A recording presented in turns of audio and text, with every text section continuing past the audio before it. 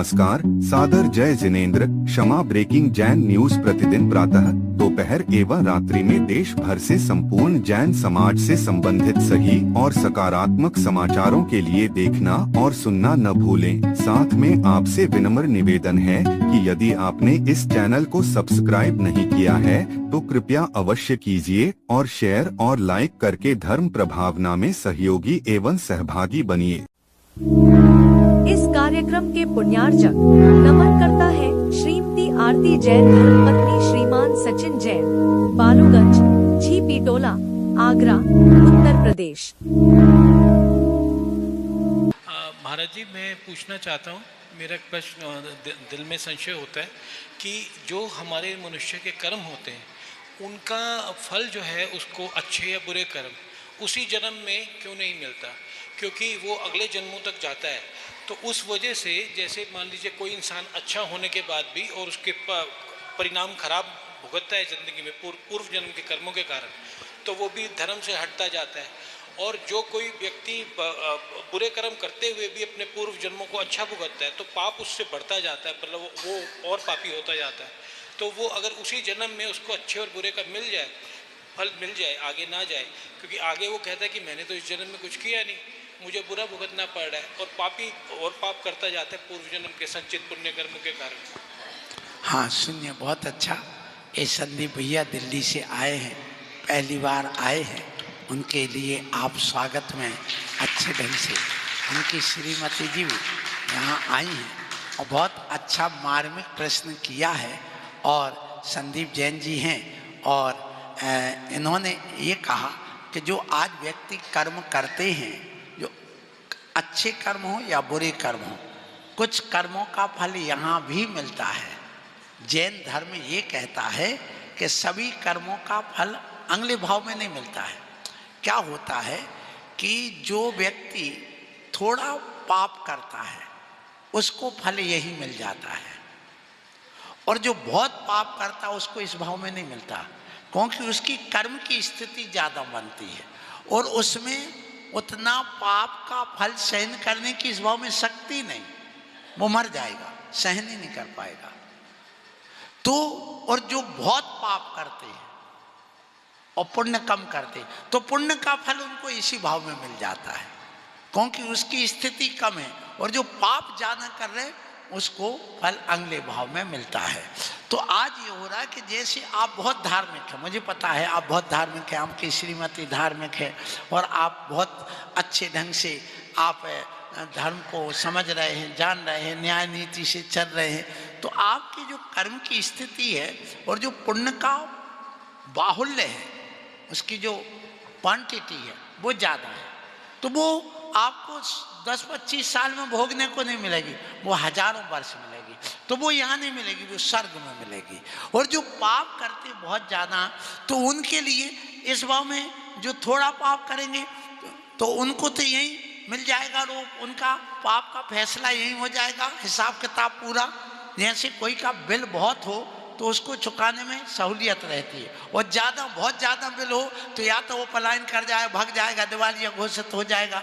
बस वही दशा हो रही है कि थोड़ा पाप करने वाले व्यक्ति को यही मिल जाता है। जैसे आपने थोड़ा झूठ बोल दिया, अपनी पत्नी से छल कपट कर दिया या बेटे को कुछ बोल दिया, तो उससे आपको यही कि यही मिल गया। तो ये जो अभी प्रश्न आया था कि कम पाप करने वाले को फल यही मिल जाता है, तो वह दुखी नजर आता है, और अधिक पाप करने वाले को यहाँ फल ही नहीं मिला, क्योंकि उसको हजारों वर्ष तक उसका फल भोगना है, और उसको इतनी ताकत भी रहना चाहिए कि उस फल को उतने समय तक और कष्ट को झेल सके, तो एहसास हो सके कि कहाँ मैंने कुछ किया, इसलिए ऐसा हो रहा है।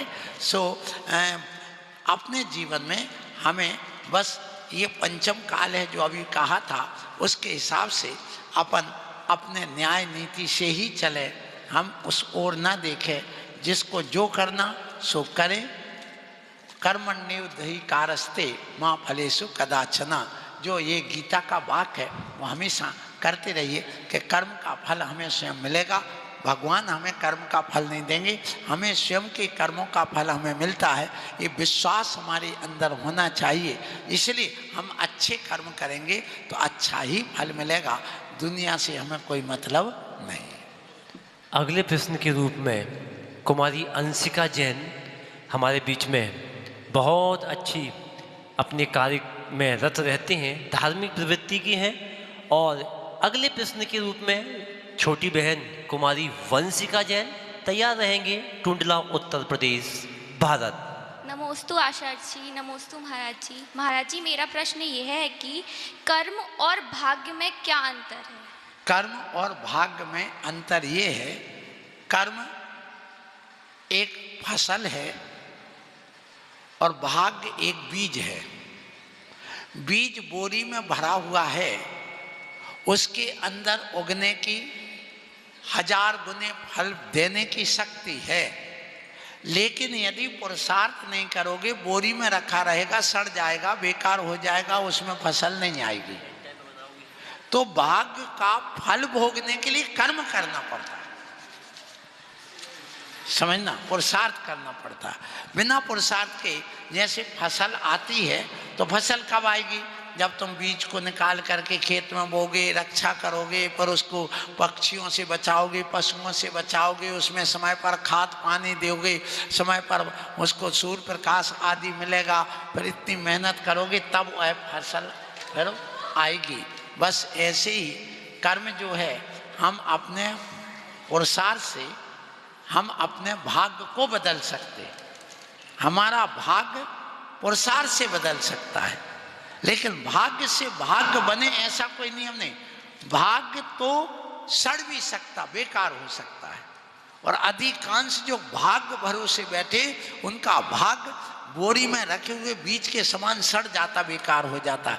इसलिए पुरुषार्थ प्रधान, कर्म प्रधान अपने यहाँ पर कहा है, क्योंकि भाग्य से तुम्हें रोटी मिल सकती है, लेकिन मुंह में तो पुरुषार्थ से जाएगी, और मुंह में यदि भाग्य से भी चली गई तो मुंह तो खोलना ही पड़ेगा, और मुंह खोल भी लिया फिर अंदर गुटकने के लिए पुरुषार्थ तो करना ही पड़ेगा, और पेट में भी चली गई तो पेट को पुरुषार्थ तो करना ही पड़ेगा, तभी पचेगा। इसलिए भाग्य सब कुछ नहीं है, पुरुषार्थ ही सब कुछ है। उसके अनुसार अपना भाग्य बदलिए। अगले प्रश्न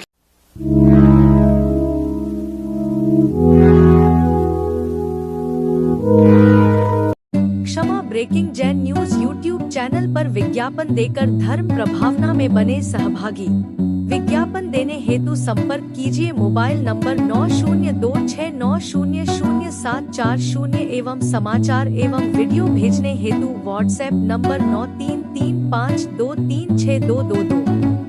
क्षमा breaking Jain news YouTube channel देखने के लिए आपको बहुत बहुत धन्यवाद। सादर प्रणाम, सादर जय जिनेंद्र।